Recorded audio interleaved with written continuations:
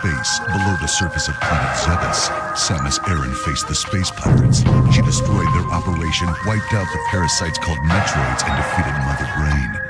But the pirates were far from finished.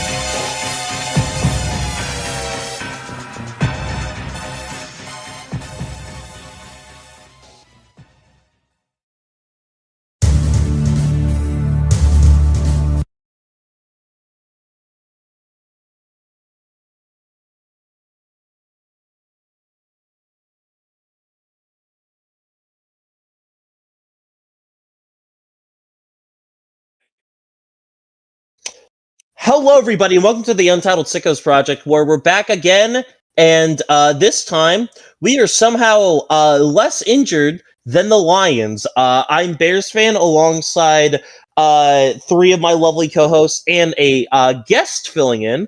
I have with me the MaskedAura, K-Main, Cross Red Ren, and Die Sometimes. You tried so Now, hard not say cross-dress. So you can pronounce my name right.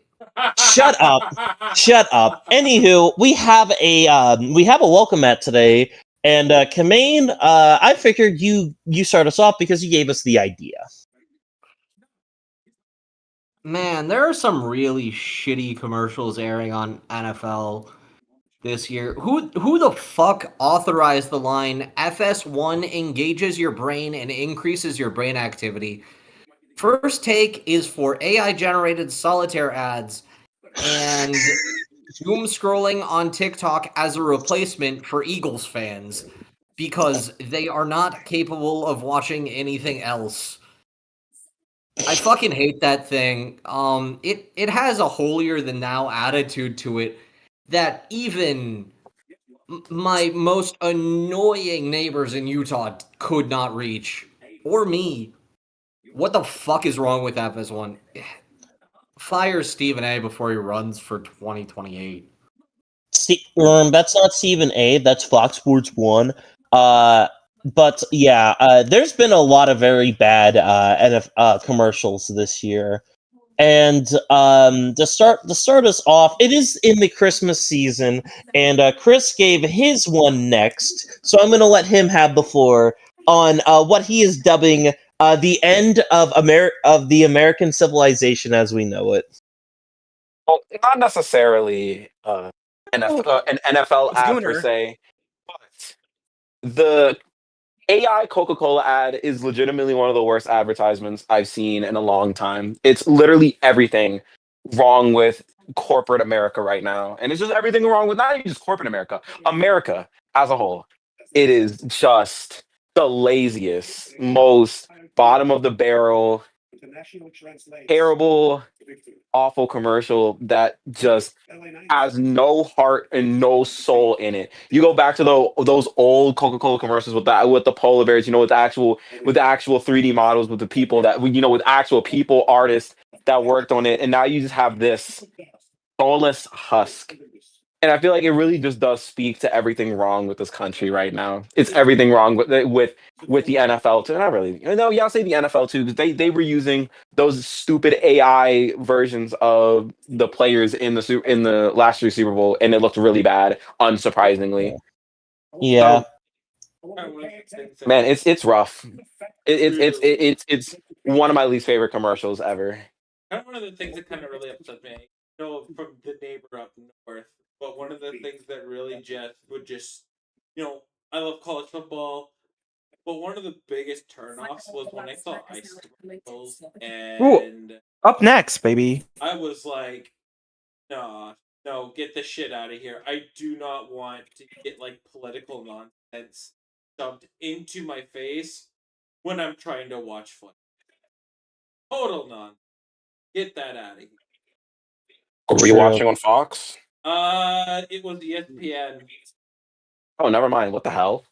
Yeah. It was very early into the season. I saw it consistently, in the month of September, but then in October, November, December, I haven't seen any of it because most of what I get from because TSN Plus, I get the ESPN feed of things. And it stopped in September. The Zone, it's a 50-50 if I'm getting U.S. commercials or intermission stop. So I'm happy I don't see that, but one of the worst things to see as a Canadian is just, I don't want to see it. Get it out of my... We don't care what kind of weird trouble you got into. Yeah, on my end, it's kind of weird. Honestly, I think this is more of a joint spot, but I think my biggest, most hated commercial was at the beginning of the year.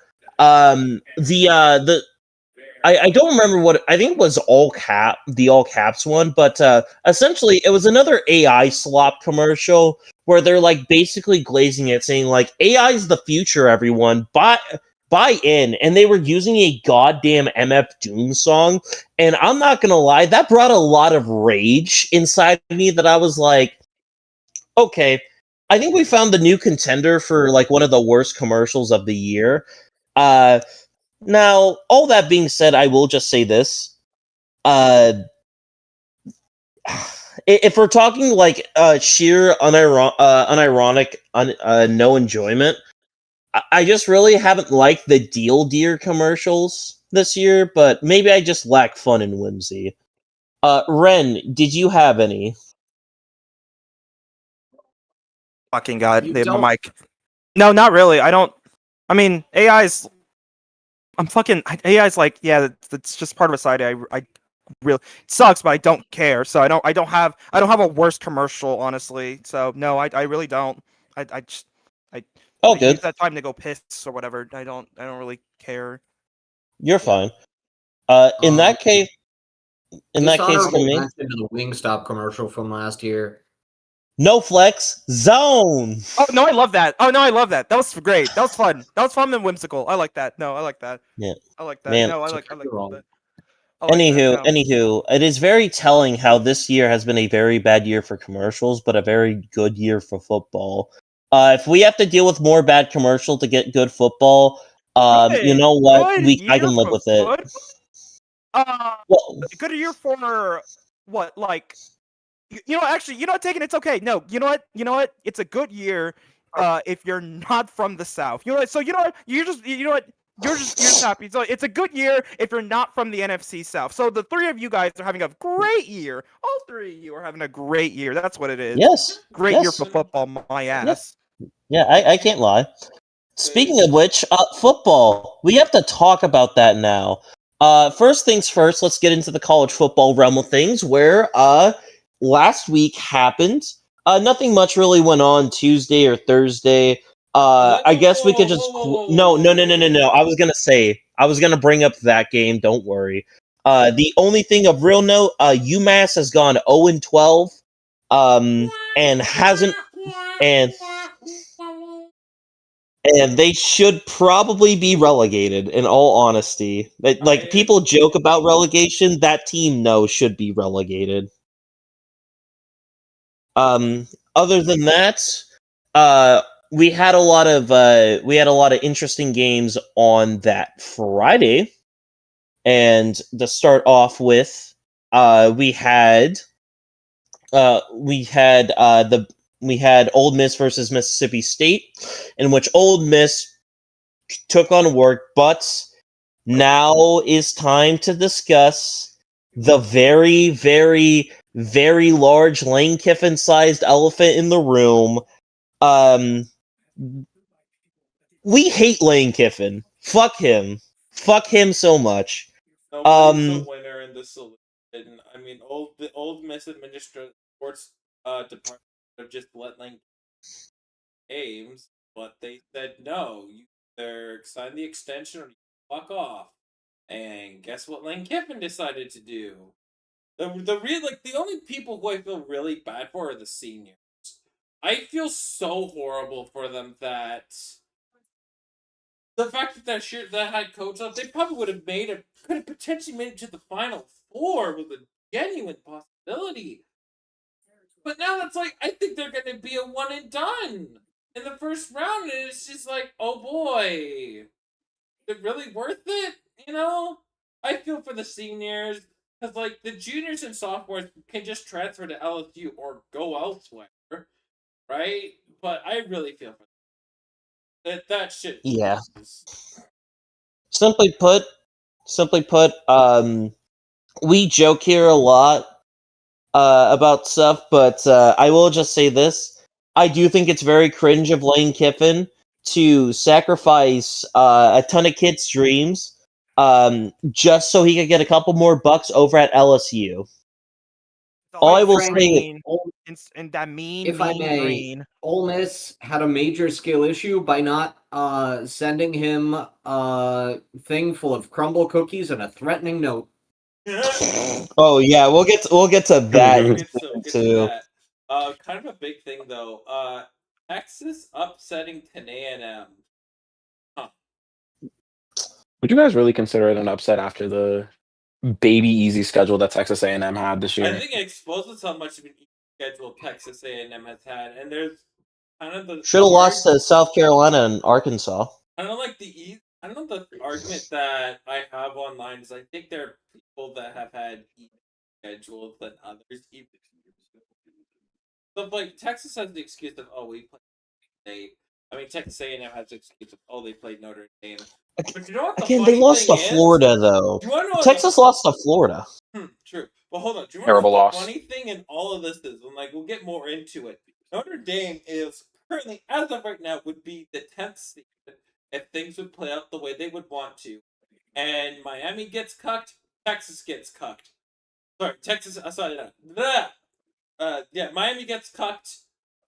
Getting cucked big time, even though they have the head-to-head, and I fear for what's going to kind of happen outside of that area. If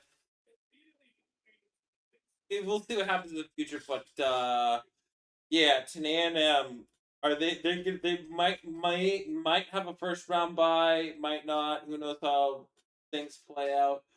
But probably going to be the biggest 11-1 frauds that I have seen. Yeah. In other news too, Utah beats Kansas. Boise State beats Utah State barely, and New Mexico beats San Diego State. But I will put a pin in that for when we talk about UNLV later. For now, let's discuss Georgia versus Georgia Tech, in which the game that I can only describe as why did Georgia Tech have to lose against NC State like that? Why did they have to? Georgia Tech was trolling all year. There's honestly, with the ACs this year, and to where I don't think nobody would be surprised if won tomorrow.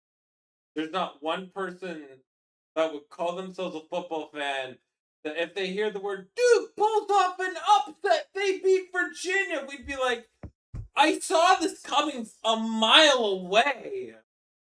Virginia should put belt to ass tomorrow. If they don't, that's an embarrassment. I mean, the ACC is an embarrassment to the entire college football landscape. The final score tomorrow, my guess is the final score between Duke and Virginia, it's going to be Duke 44, Virginia 40. That's my final score. I could see that.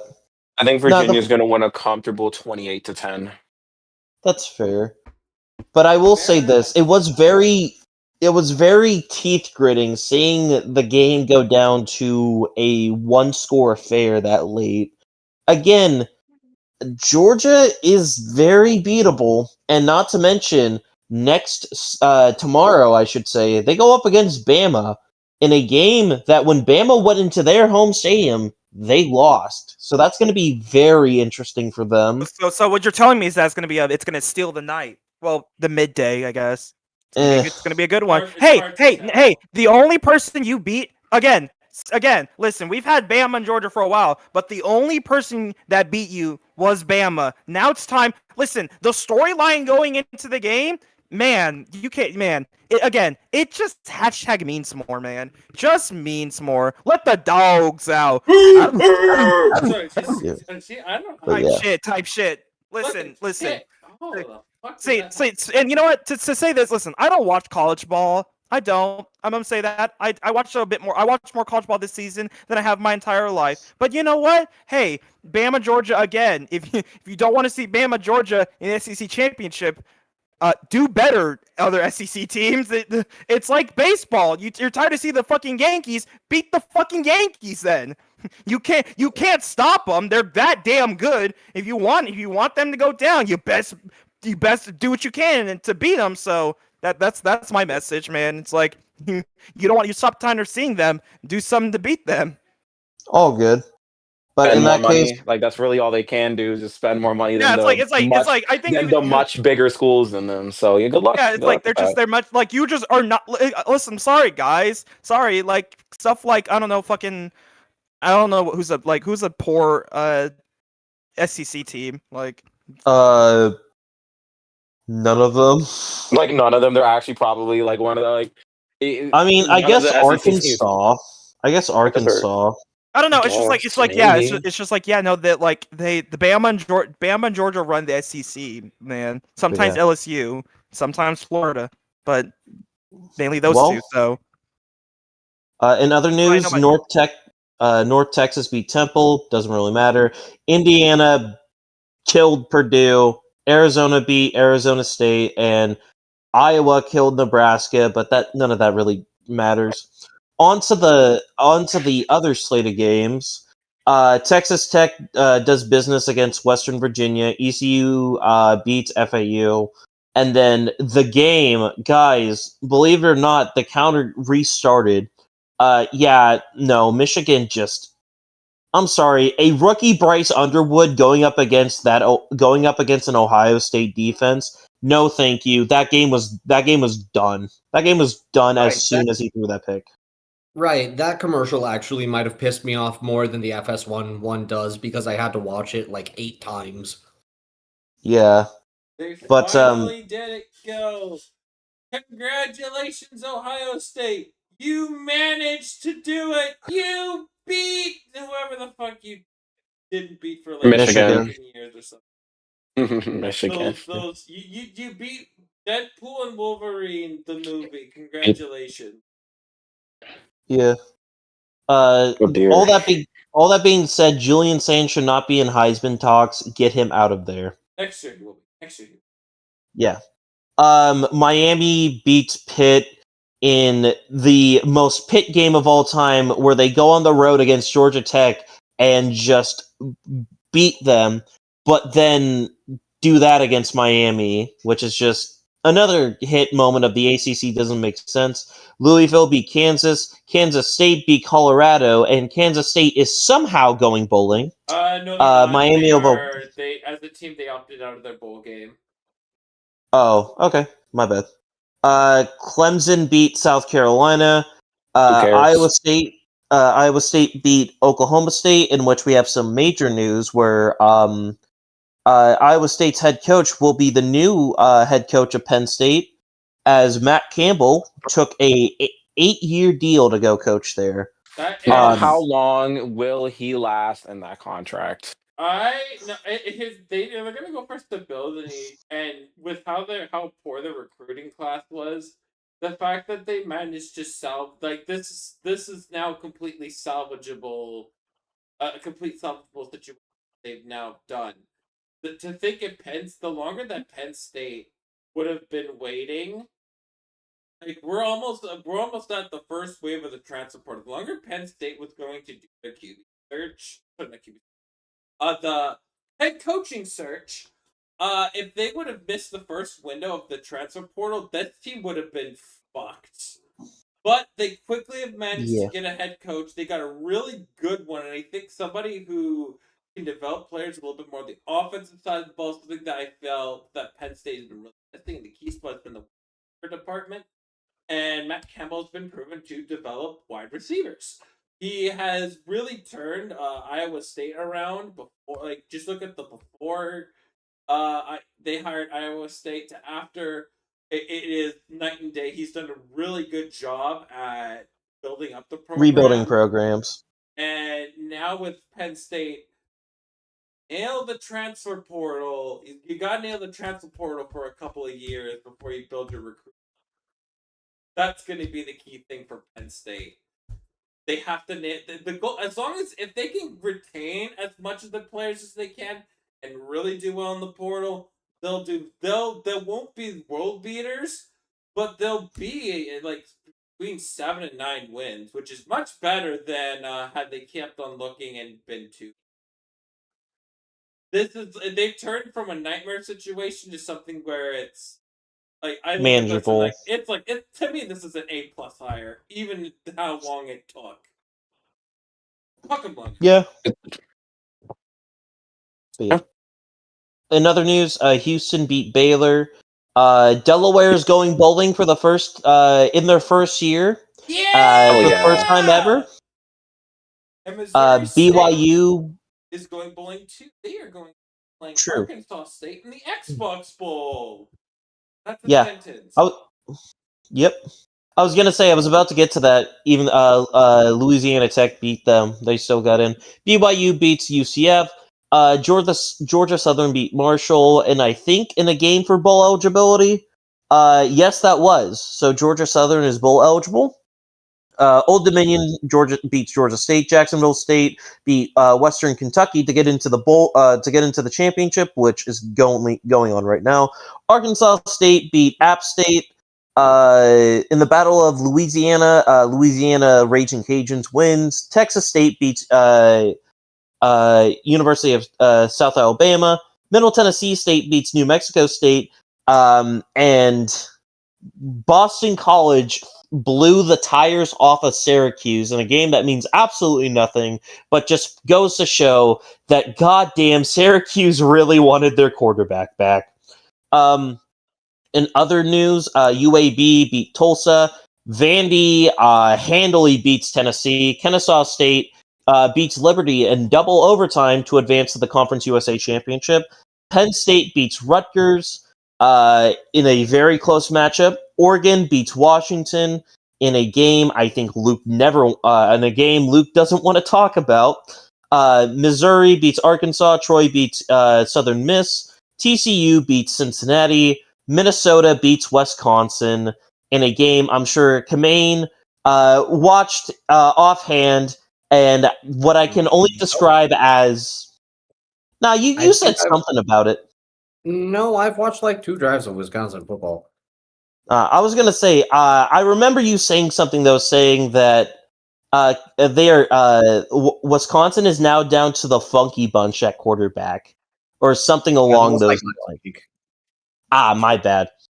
Duke beats Wake Forest to make the championship. Army beats UTSA. Oklahoma beats LSU in a very close matchup. James Madison beats the tire wheels off of Coastal Carolina. Florida beats FSU. Washington State beats Oregon State to have them both co-own the Pac-12 championship.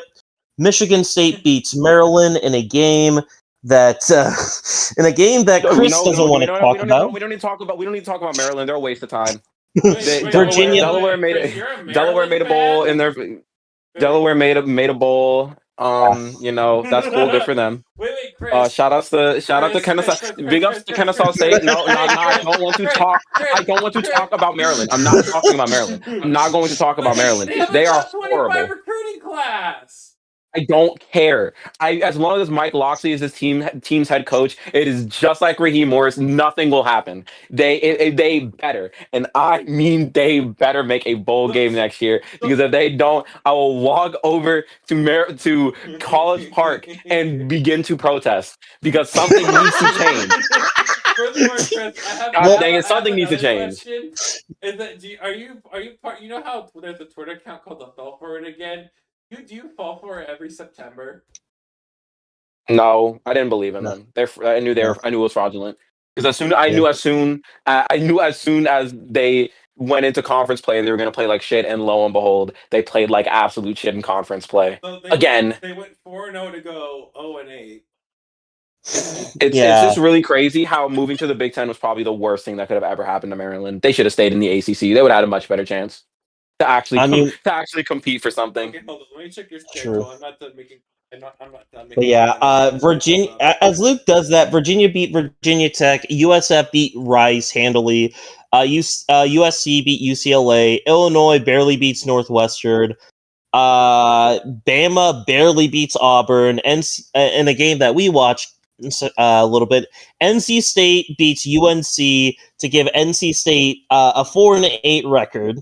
Fantastic. Tulane beat Charlotte, but that's like finding out you're breathing air right now. And Cal beating SMU to knock them out in a game that only provided a fuck ton of laughter at the very end. Notre Dame beat Stanford, Fresno State beat San Jose State, and Hawaii beat Wyoming. And last but not least, UNLV beats Nevada, in which I'm going to slightly bitch real quick. I hate that a fuck-ass computer decided the fucking Mountain West Championship, because New Mexico State had one of their best seasons of all time, had played some of the better competition in the Mountain West, and yet they don't make it because some computer said, LOL, nope. I'm kind of angry about that. AI's I taking can over, beef baby. about that area. Yeah, I hate AI. Anywho, My question with college sports: how the hell do you not go conference record then overall record? It seems no like clue. the most logical thing to do, and yet no conference does it. Right now, it should be UNLV versus New Mexico. It should be that, but I guess I got my reading glasses here. You lost to UCLA, Rutgers, and Michigan's Tau. Okay, anyways, damn, I never knew it was, that is kind of funny about Maryland. Anyways, yeah, let's You talk sorry about yourself. the game that pissed me off. What game that pissed you off? SMU, what the Sam shit happened? How the hell does SMU look to pull off one of the greatest comebacks?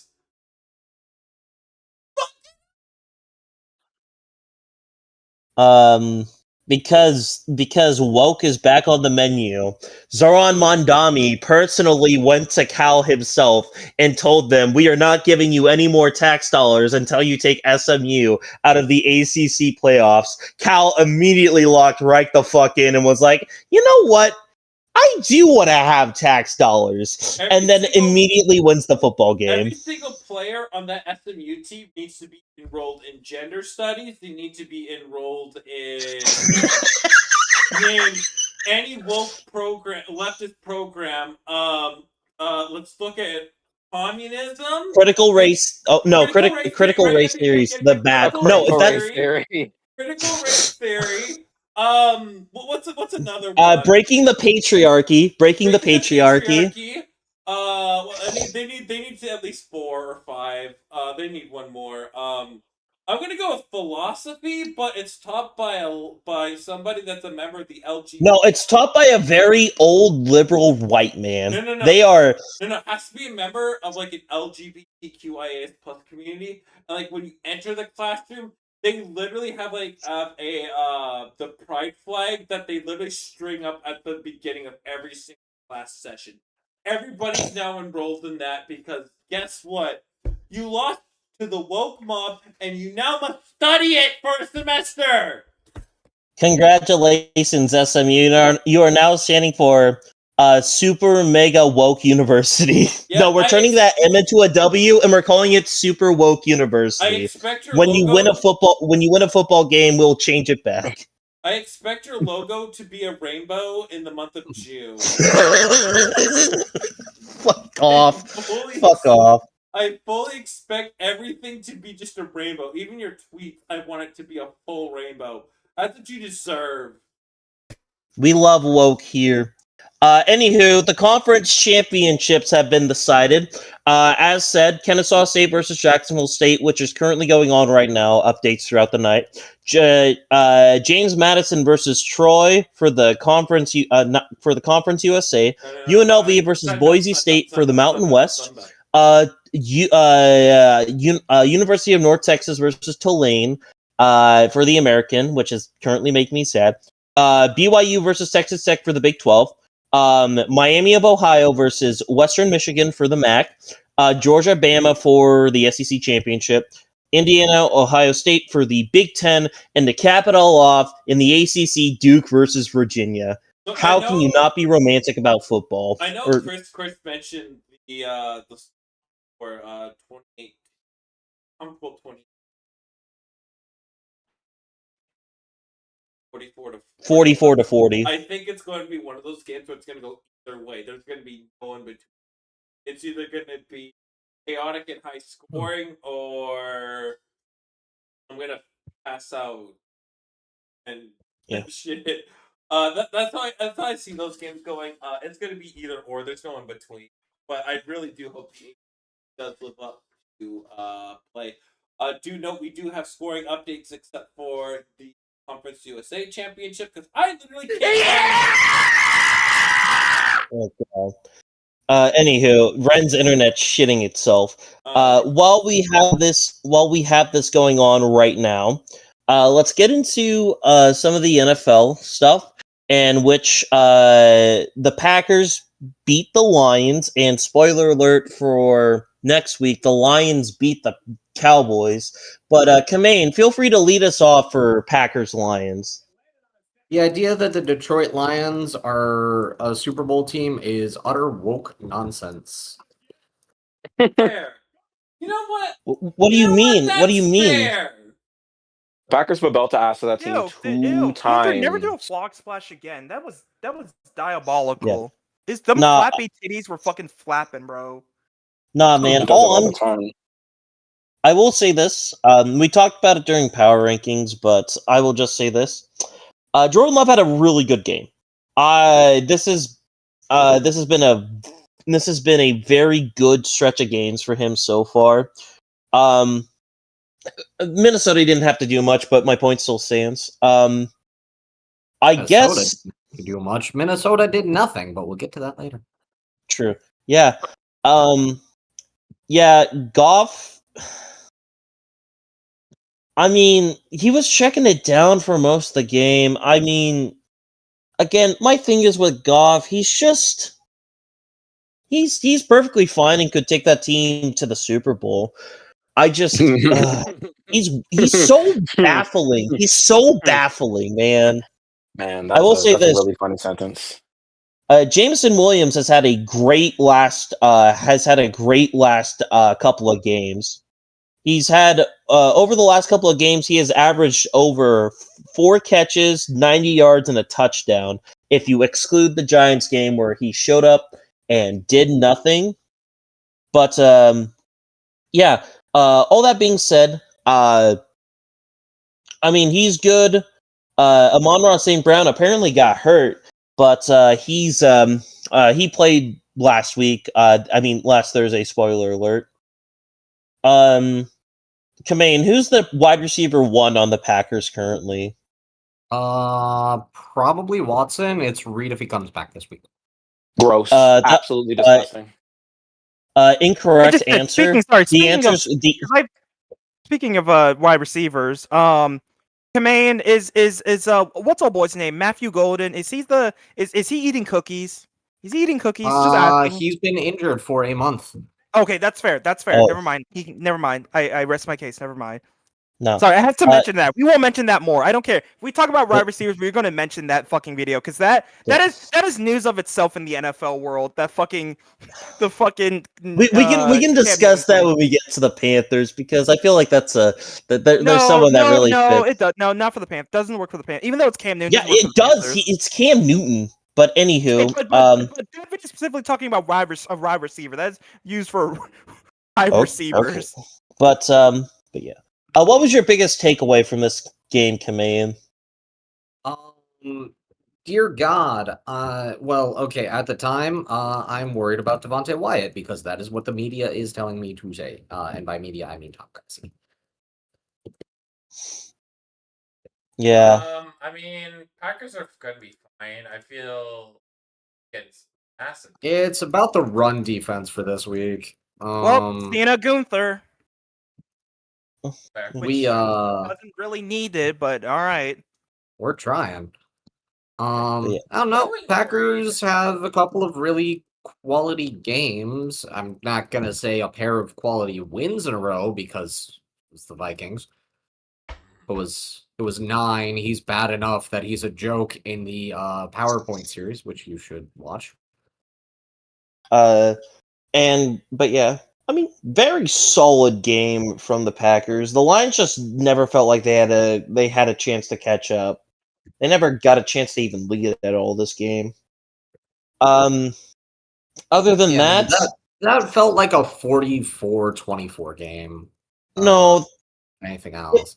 It felt like a 38-24 games personally. But I mean, Packers look strong. We'll get to the previews later. Up next, guys, I heard that Patrick Mahomes is kind of washed right now. I say that Patrick jokingly, Mahomes, as if he had one of no. his best games. Still, the I Chiefs are washed. The Chiefs Yeah. are washed. They need a serious look at themselves in the mirror in the offseason. They've willingly let a lot of their top guys just in free agents. One of the statistics that I did see this was in the past 2 years, in third and 7 or more to go, they were in the top 5 of the NFL. This year they are bottom, but they're not getting off the field. Defense is not getting off. I And mean, if the defense is not getting off the field, what's Mahomes able to do in these scenarios? Oh, the run game just isn't working. Like, Kareem Hunt has been their lead back and in then these last couple of weeks, and that's embarrassing. they've spent high round draft picks on running backs, but just none of them have just stuck. They've been productive, but like they're not sticking around like you'd think they would. So I did. Not Clyde Edwards-Helaire. He sucks. He Yeah. sucked He's like all his career. terrible. He sucked He's like been all his career. horrible. Yeah. It's Oh, yeah. If you guys want to sidebar, third downs for just a second. Fun fact, the Packers are currently better on third and long than they are on third and short. that's Oh yeah, I did see that stat. That's kind of funny, actually. Oh yeah, no, it's absolutely hilarious. That's actually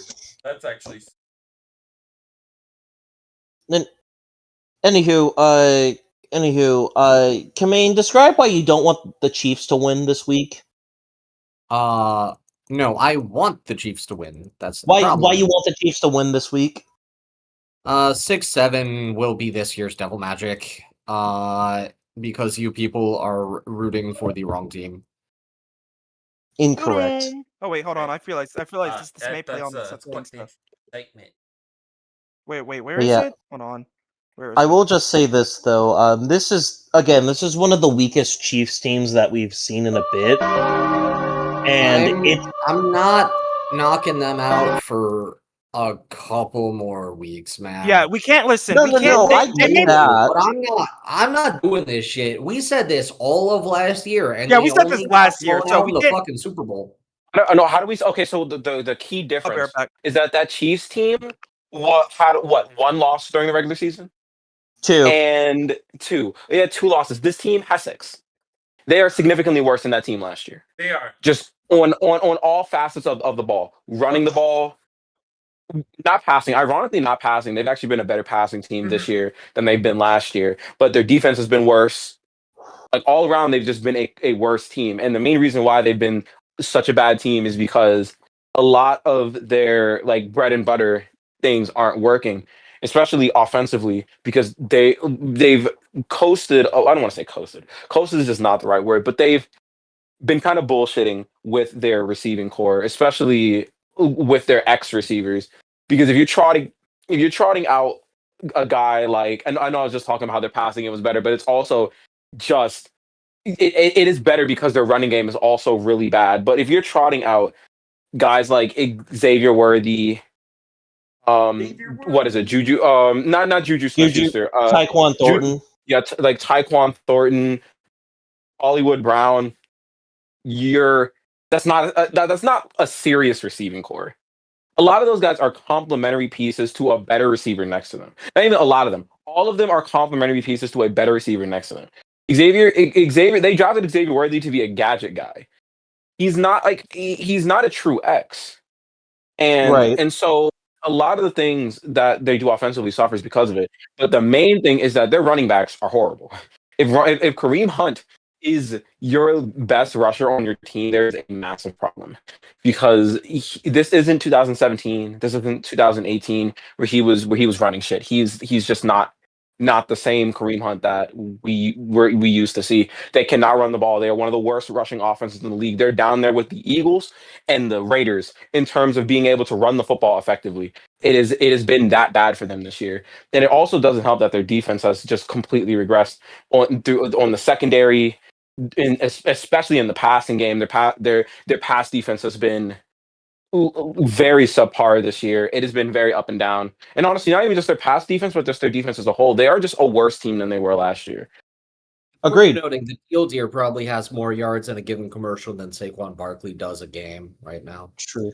Oh yeah, I did want to say this too as well. For all those saying that, oh, the Chiefs might not be out, they're going to lose one more game. And simply put, with the schedule that they have to finish out the year, you cannot convince me that they're not going to lose at least one more game. And you may ask, why do I bring that up? 6-7. It's because when you look at the two dynasties with these quarterbacks, being the Patriots and the Chiefs, both of these teams, whenever they've had a 10-win season, they have not made it further than the divisional. Like, I looked at the Chiefs real quick. They have never had a 10-win season under Patrick Mahomes. And you think a 10-win Mahomes team... well, I guess that's a lie, because 2017 they made the playoffs with Alex Smith, technically. They were playing like a 10-win team last year, and they made the Super Bowl. Right, but I'm talking purely record-wise. Are you going to say that this Chiefs team who has struggled on the road this year, like when you look at them, they lost to Dallas on the road, they lost to the Broncos, the Bills on the road, they lost to the Jaguars on the road, they lost to the Chargers, which lost to the Jaguars on the road. Yeah, again, this team has Trevante been Lawrence very came out to bad play on that the day. road. This team's 1-5. They cannot win. They cannot win on the road. And are you going to expect this team to win on the road against a team like fuck? If you tell me that they're going to be playing the Bills on the road, hell no. I give that to the Bills right now.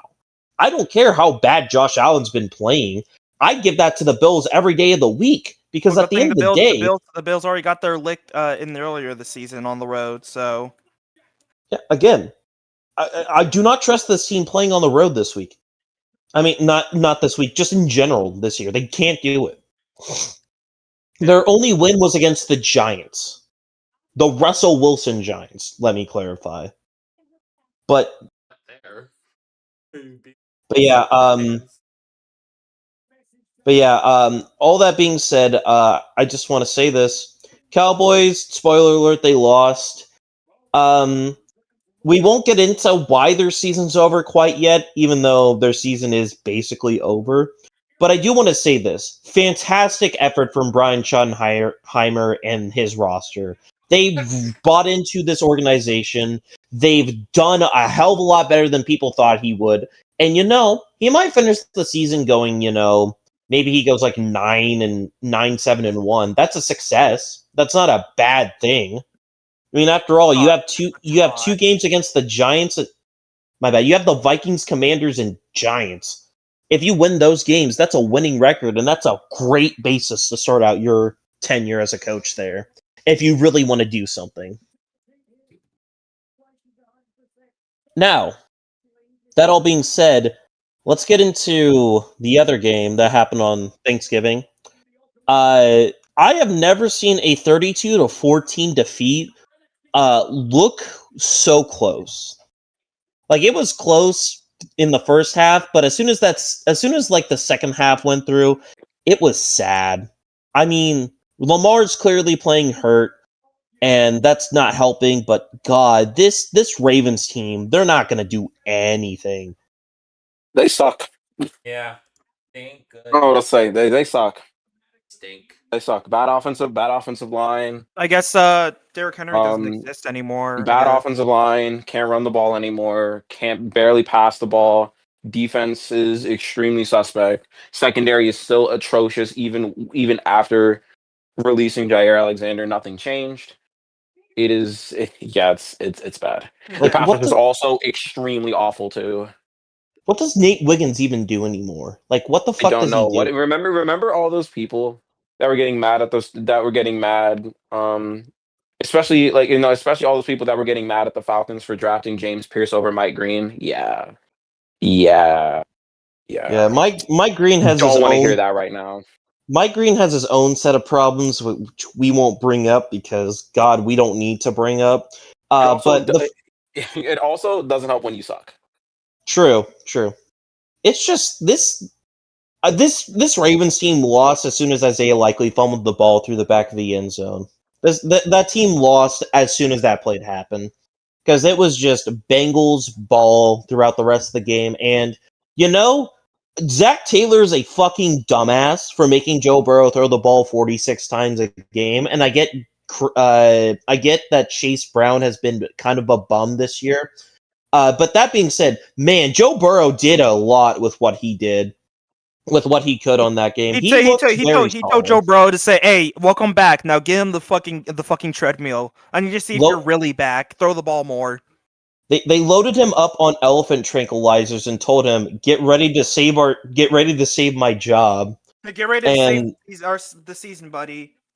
Again, if this Bengals team beats the Bills, this team can beat the Ravens the week after, and that's all they need. That's really all they need. If they can get past Buffalo and the Ravens, they're going to make the playoffs. Because the Steelers and Ravens will just infight on themselves to the very end. And also, I did want to say, Jamar Chase, very good at football. We needed to get that out. Other than that, Evan McPherson made 6 field goals. So good for him. Well, time to go to the Black Friday game, which, it's odd being the only Bears fan on this time. So I will keep it very humble and very short and just say this. The Bears, this is a good win for the Bears, but I think this is a worse loss for the Eagles. Like, if that makes sense. Like, the Bears got a good win here, but the Eagles lost a hell of a lot more than the Bears won. And,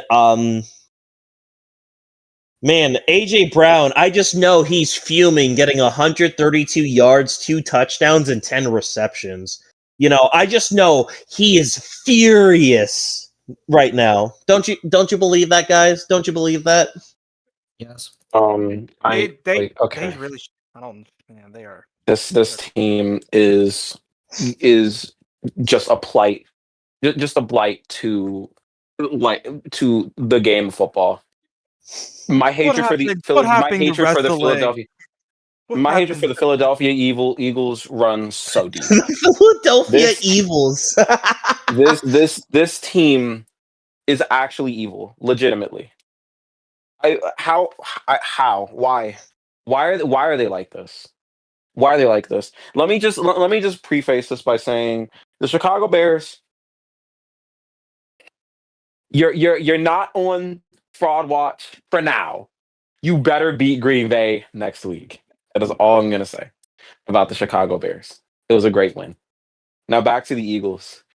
Everyone likes to talk about Kevin Patullo and how he's the worst thing that happened to the Eagles. I would like to object to that. I think the worst thing that happened to the Eagles is Nick Sirianni. He is such a little bitch, and I hate him so much. He's like the fakest tough guy who starts screaming at the fans when they're booing his sorry ass offense because they can't convert on a third down for their lives, and they can't run the ball with arguably the best running back in the league. If they had a gaping hole in front of them, it is baffling how he'll get angry at the fans, but not get angry at his team. He's to say some stupid bullshit and just continue to coast on the amount of talent that the Eagles have because of Howie Roseman and not him. He's not a good coach. He's just not a good coach. I'm just gonna say I don't think Nick Sirianni is a good coach. He's like Doug Peterson, except actually worse. Honestly, I firmly believe that he's worse. He's Doug Peterson with bad vibes. Unless you're an Eagles fan, I think he fits the city of Philly perfectly because he's an asshole, just like every other Philly, just like every other Philly fan. So he fits perfectly for them. But what does he do? Legitimately, what does he do? Hey! Listen, he got that jewelry. He had like two good hires. That was Shane Steichen and Vic Fangio. three. I'm sorry, three. Vic Fangio and the Saints head coach. I keep forgetting Kellen Moore and Kellen Moore. Those are three good hires. He continues to hire offensive coordinators that continue to run high school offenses that make the Eagles' offense look like dog shit. They did it 2 years ago. They're doing it this year. This team is not going to make it far in the playoffs if they keep playing unserious football like this. And the thing that pisses me off the most about this team is how much talent is on this team just for them to play like shit. How is their run defense this bad against the Chicago Bears? And no disrespect to the Chicago Bears, but actually all disrespect to the Chicago Bears, you should never let that team rush for over 250 yards. That is embarrassing. You should never, ever let this team run for that. With those running backs, Kyle Monangai and DeAndre Swift. Respect to Kyle Monangai, no respect to DeAndre Swift. What are we doing, Eagles? Like it is completely ridiculous the way that they're maneuvering right now, choking that game to Dallas, losing to Chicago. If they lose to the Trey Lance-led Chargers, I want Nick Foles on his head on a pike. There's no reason they should be losing to the Chargers. Oh None. God! If Trey Lance turns back the clock to the fucking North Dakota State days against the Philadelphia Eagles, I think that would be the funniest outcome of all time. Personally, I'm not an Eagles fan. If anything, I really hate this team. Like, actually, I hate them when they're good, and I hate them when they're bad. I hate the Eagles, but they're still pissing me off because just the amount of talent this team has and how much they're underachieving for the amount of talent that they have. And also, another thing, I don't ever want to hear any Eagle fan put Jalen Hurts in any top five anything. He is who we thought he was.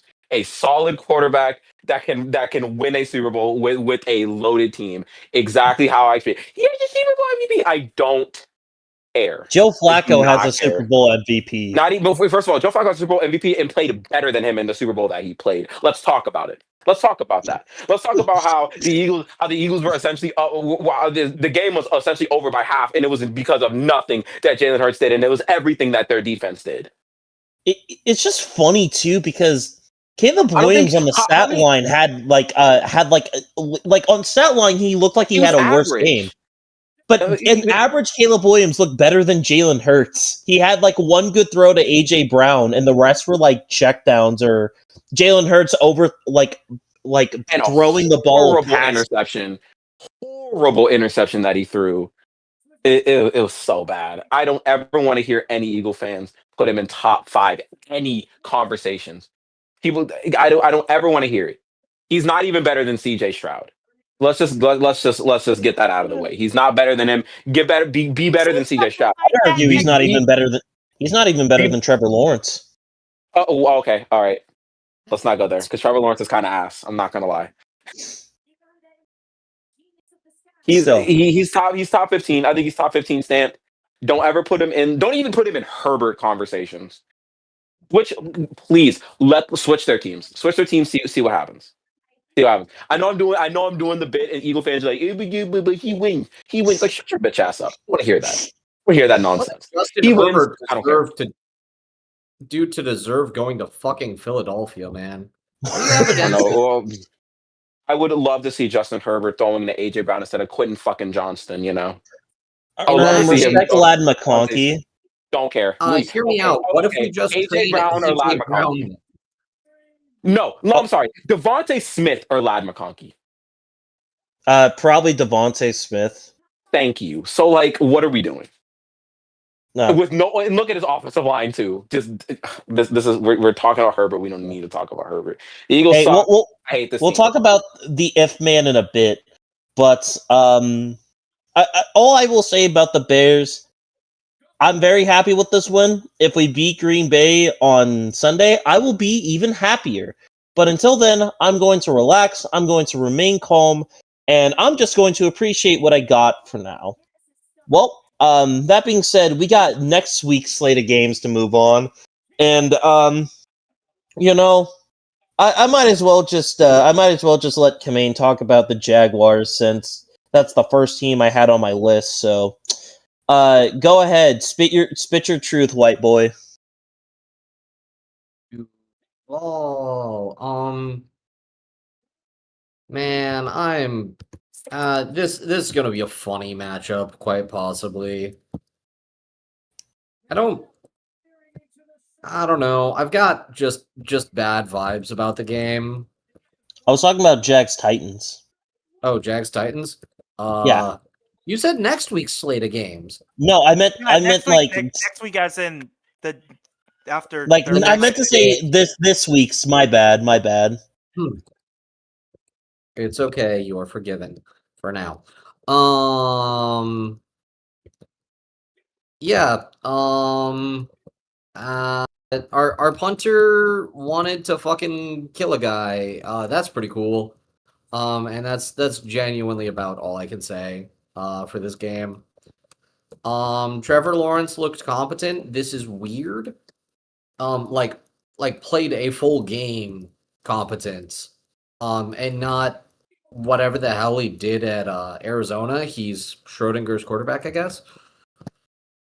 Because he's either he exists in a superposition of elite and pure dog shit until the pass leaves his hands. And only then do you learn what it is. He's like he's going like the best of Joe Flacco to the worst of Ryan Fitzpatrick. That's how he plays. Like it's between those two. It's a best of compilation of Joe Flacco and a worst of compilation for Ryan Fitzpatrick. He's genuinely fun to watch, quite possibly for every single wrong reason, but I will say this though. The one thing that I took away from these last couple of weeks in terms of the Titans, Cam Ward is legit. Like he is that guy. It's just he needs something. Yeah, but Tennessee's gonna draft a fucking quarterback because they're incompetent as shit. No, don't trust what Polymarket says. No, I saw that report. Don't trust what the woke say. Don't man. trust what I'm not trusting says. Polymarket. I'm just not trusting that would be the Tennessee Titans. Worst decision the franchise has ever done when you draft a rookie quarterback and you abandon him after 1 year. That is the worst move imaginable. First overall pick rookie quarterback. Like genuine question. Would you guys take Fernando Mendoza over Cam Ward? Hell no. I think no. Yeah.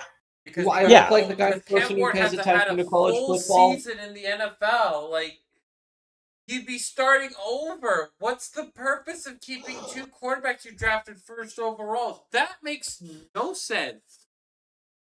Honestly, I'd try to just get 2 linemen in the first round and call that a day. That'd be the perfect way to get that draft going. Just get 2 offensive linemen. Do they have a second first round? No, but they could trade. I mean, there's a lot of teams that have 2 picks. I mean, the Rams, for example, the Rams could fairly stupid to trade. I don't think they're going to get that desperate. I think they really just want as much draft capital as they possibly can because their team is just so untalented. I don't see a reason to trade up for it unless they have a person that is falling and they really want them. I mean, Fernando Mendoza. No, that's really about it.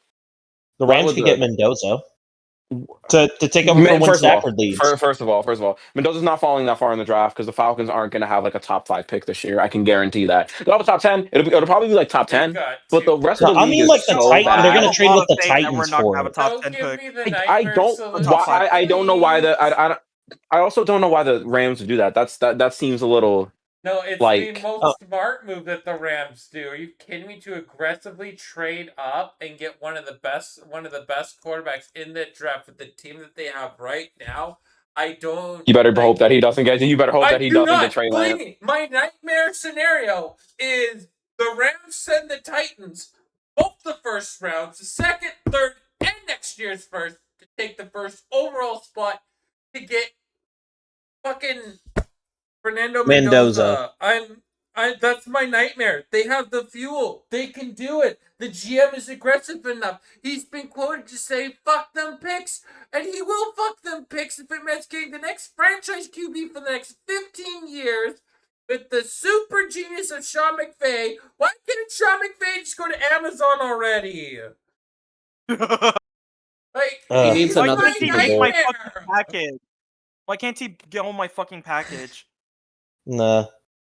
But yeah, there's not much else to say about the Titans and other than tankthon.com. Yeah, who's That's all I winning? gotta Ohio. say. Yeah, who's winning? Ohio State or the Tennessee Titans?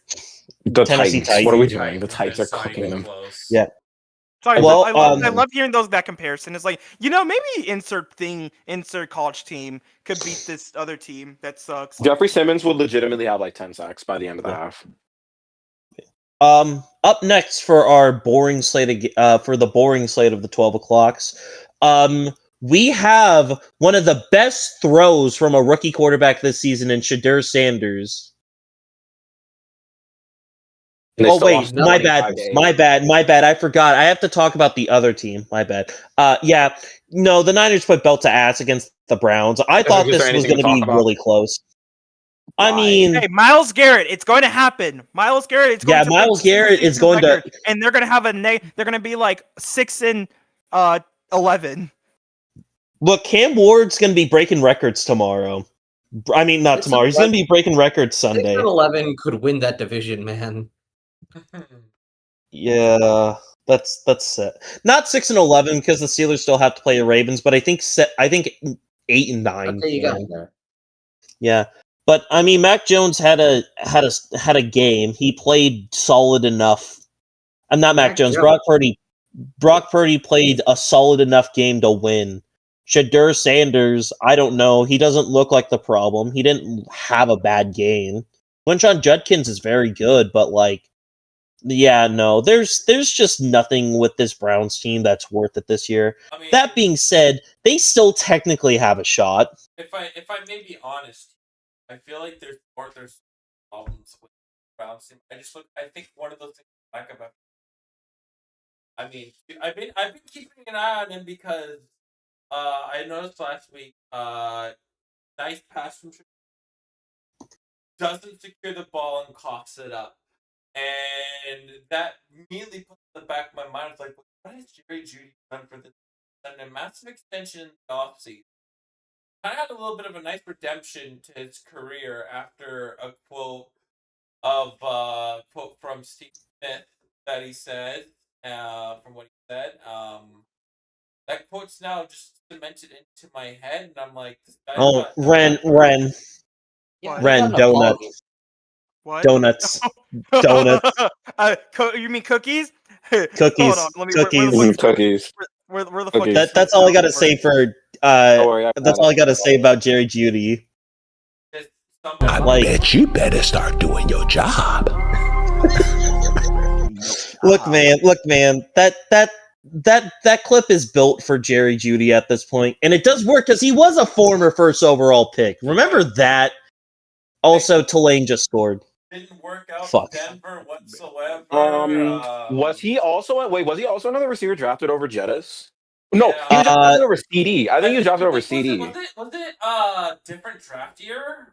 It was the 2020, or was it the 2020 or 2021 draft class? 2019 Denver. No. It was the same year that was the dipshit that ruined his career by. I bet you better start doing your job. That's the Jettis. Yeah, I'm saying that's the Yeah. Jettis draft. Yeah. Jerry Jeudy was drafted over Justin Jefferson. He was drafted over CeeDee Lamb. He was CeeDee Lamb. Brandon Ayuk, even though his T. Higgins, Michael Pittman Jr. Holy shit! No, this receiver class was loaded. It was really good, really good. Good, but still, they completely whiffed on the guy, and I'm looking at this and I'm going. There was some. Ironically, they didn't. I remembered was said, and I'm starting to notice, especially when Shadur Sanders is like a talented player like Jerry Jeudy. If he's not putting in the effort, then I'm like, that Cam Newton quote Steve Smith quote, what he said that one day, that just stayed in my head for a while. It's brought back, and I'm like, I wonder if that Jerry Jeudy back and it's the kind of a It's rough. And it's really funny because he's not even a top 2 whiff in that draft. Say hello to Henry Ruggs and Jalen Rager. Jalen Rager is more egregious, I mean, to be honestly. fair, Jalen Rager, it probably wasn't even his fault because, like, legitimately, that Eagles offense that year was terrible. He had no shot, and as soon as they drafted Devonta Smith, his career was over. But nah, I get it. No, they meant All they that being traded for said, AJ Brown. all that being said is we're all in agreement that Myles Garrett is breaking the record on Sunday, He's right? he's not breaking it. He's not gonna get 10 sacks in one game. No, it's not 10 sacks, it's 4 sacks. 4 sacks breaks the record. Oh, He's gonna- force. He's gonna murder Cam Ward. No, here's Against the thing. the- He needs wait. He needs 4 sacks to break it because Yes. it's the record's 22.5, right? Yeah, and he has 19. So he needs like 4. 4. He needs 4 to break it. Yeah, Yeah. he's Yeah. on pace to shatter that record. He can honestly get 30 by the end of the year. It really depends. Chad, wait. I just gotta ask. Do you think is there any doubt that he even gets for MVP? You think he gets nominated? I think he gets like nomination. a couple second place votes. He'll get a nomination. I don't think he's definitely not winning. I don't think. winning. I definitely he's nominated. Oh. Nah, we got it. For him. Ren, your internet Ren, shitting. your microphone or internet is getting cooked right now. Yeah, he got it. But no, there is a good possibility he gets 30. He's getting at least 26, I think. 25, I think, is definitely. I think he's going to get 25. He's gonna break this record. Yeah, 100%. I don't think anyone doubts it because there's 5 games left in the season. You're telling me what? He has to get 1 sack per game? Wow. Myles Garrett to get 1 sack per game. And he gets the Titans? Nah, man, he's breaking that record. It's going to be very weird. You guys are ready. That's gonna be if the NFL like releases like what the statistics of games, that game's gonna be most watched specifically because of it's not a nationally broadcast game, so there's no like granted, out of all of the 12 o'clock slates, at least looking at all of the 12 o'clock games for next week, it's probably like the 4th best game on here for 12 o'clock. Steelers, Ravens, Colts, Jags, Bengals, Bills. And then after that, you get like what? Saints, Bucks, Dolphins, Jets, Commanders, Vikings, Seahawks, Falcons. Yeah, no, Titans, Browns is definitely 4th on that one, just for record-breaking factor, and that's sad. But that's for later. Let's talk about a team that knows more about perfect timing, the Saints, because man, that onside kick recovery was perfect timing. They didn't fucking win, but Tyler Shuck had a pretty good game. And, Tua looks like dog shit. Tua, man. Who's surprised?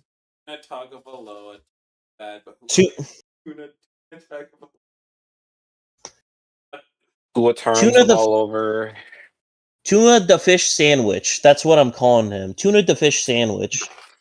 Has just been terrible this season. I would go as far to say that in the few games Tyrod Taylor has played, if you ask me if I had to put a gun to my head and have to play Tua or Tyrod Taylor, I'm taking Tyrod Taylor. Not in like a heartbeat, but I'm thinking, I'm at least giving it a thought. But yeah, he's not good. Devon Achane, though, is very good. I wonder if he's going to request a trade because, God, he needs to get out of there. I know he wants out. But, yeah, not much really happened this game other than a very cool onside kick recovery. That was overturned, by the way. No, it wasn't overturned. It was overturned. upheld. Really? Oh, I thought they overturned it because he was short of the he got it before 10 yards. Cam Ward needs to lay down like Brett Favre did. Nah. That's Uh, fucked up, man. But yes, up next, we have to talk about a downfall. And that's the downfall of the Colts, man. What the fuck is going on with this team? This is A lot of ref ball. I won't lie. Whole lot of ref ball in that game. yeah, but Jonathan Taylor, he got 85 yards, but he didn't break one off again. He hasn't been able to break one off in a while, and it's very concerning. Ever since the Yeah, Well, Falcons game. well, Daniel you're facing the Jones Texans. either injured, returning to Earth, or is bad enough right now. You could stack the box. Yeah, Yeah, they they're kind of saying, "Hey man, figured it hey out. man, throw the ball." I think this is where I've said that elite game-changing receiver talent that I've said that Indy.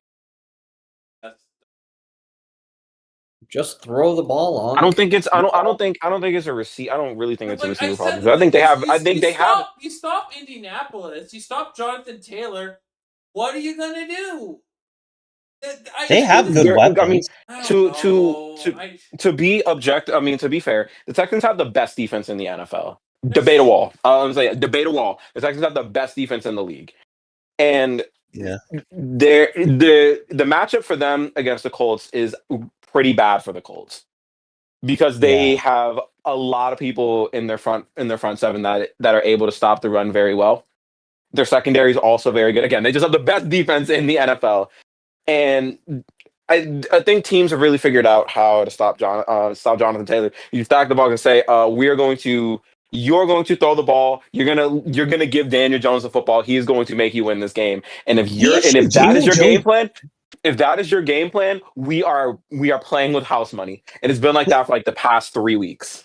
The issue is Daniel Jones didn't even had a bad game. He played a perfectly fine enough game.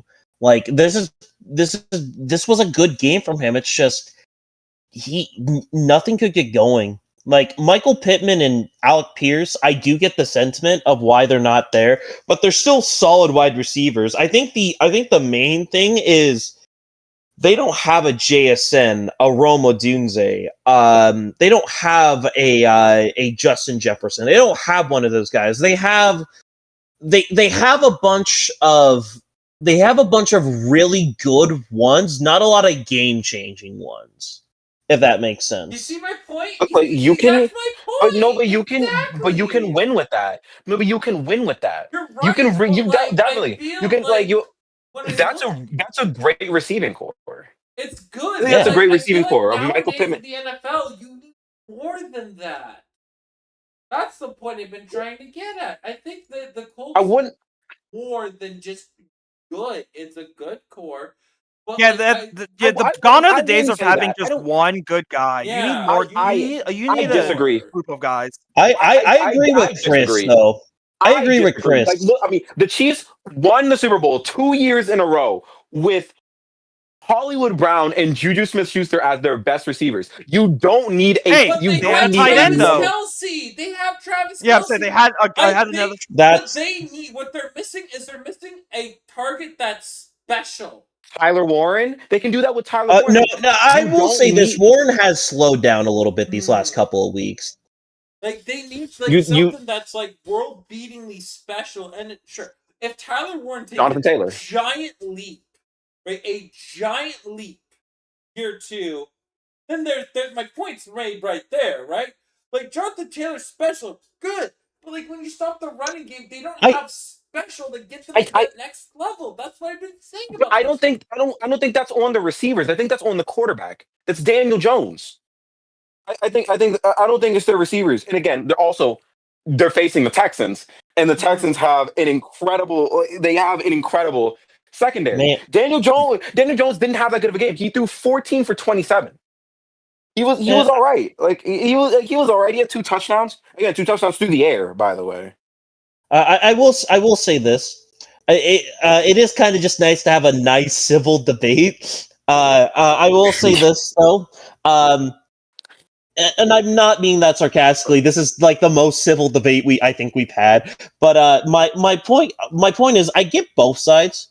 Now, do I think the Colts No, I think the Colts could win this game with one, but I think with what they have for now, considering that they were rolling into this year with Daniel Jones, what they have now is perfectly fine. I think it was just another case of we overhyped this team at the beginning of the year. It's now after Thanksgiving. We are now noticing the flaws that they have. Some of the flaws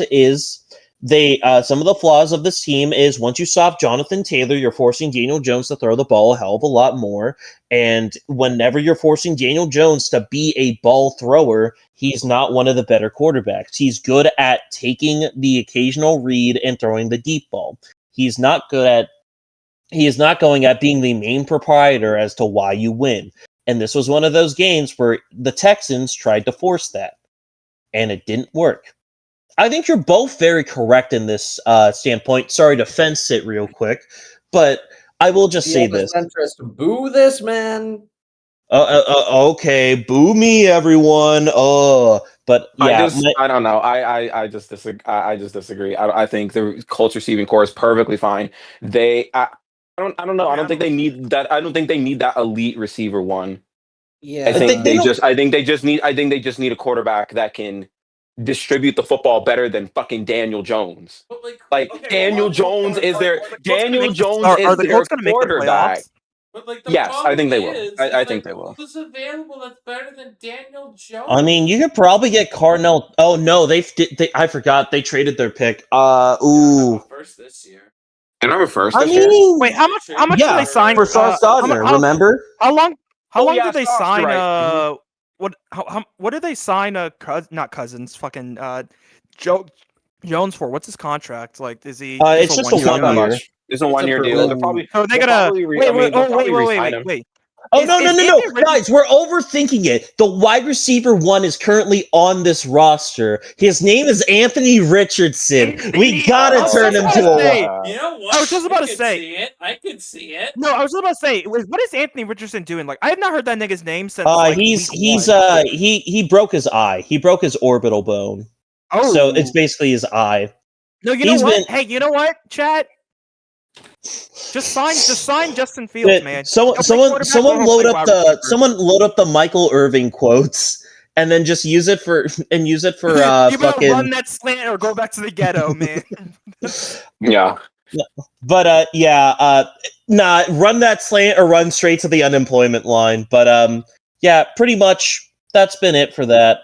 I'm saving two of the bigger games for last, so let's get this out of the way. Oh my god, guys, the Cardinals played another one-score contest and they lost. Who did they play? The Bucks. Bucks are super injured. They're still going to win the NFC South. Shout out to Jacoby Brissett, though. I don't know, Jim. Guys, I mean this genuinely. Is Jacoby Brissett a potential better franchise quarterback right now than Kyler Murray? Hell no. But he's been playing really good recently, though. I don't care. Franchise? How old is that guy? How old is he? I do not care. I genuinely don't care. Okay. Listen, well, in that case, what do you think the Cardinals are going to do for quarterback? I don't know. Like, they're going to sign Daniel Jones. Yeah, that's exactly what they're gonna do. They're gonna sign Daniel Jones, and they're gonna wait for 2026, and they're gonna draft a QB in 2026. So Daniel Jones is like not 2026. They're gonna sign they're gonna draft a QB in 2027. I mean, real question. I mean, it's still on the table. The midget Fortuna. And we'll see what happens. Why would they do that literally ever? Why would the Cardinals downgrade? Why would the Cardinals downgrade a quarterback? Hold on. First of all, you're absolutely right. Why would they do that? It sounds like an absolute nothing burger trade. You're right. It sounds like really genuinely something that both teams could try because given how scarce the rookie market is right now, it feels like something that they try, and if it doesn't work, they just both cut their losses after this. That's what it feels like. Maybe. Why not just cut your losses now? I don't understand how this would help either team. It doesn't. I mean, it doesn't. I don't understand. No, really, the real losers. I think the real losers in this is the Cardinals because like Tua doesn't fit on that team. You're right, but no, Kyler Murray might fit. You're going to be playing in the NFC. most of your hardest road challenges are Green Bay in the winter, Chicago in the winter. The rest of the time, you're playing in dome stadiums. The AFC South, warm weather, domes. North, half the teams are in a dome. The West, oh, you're telling me it's hard to play San Francisco in December?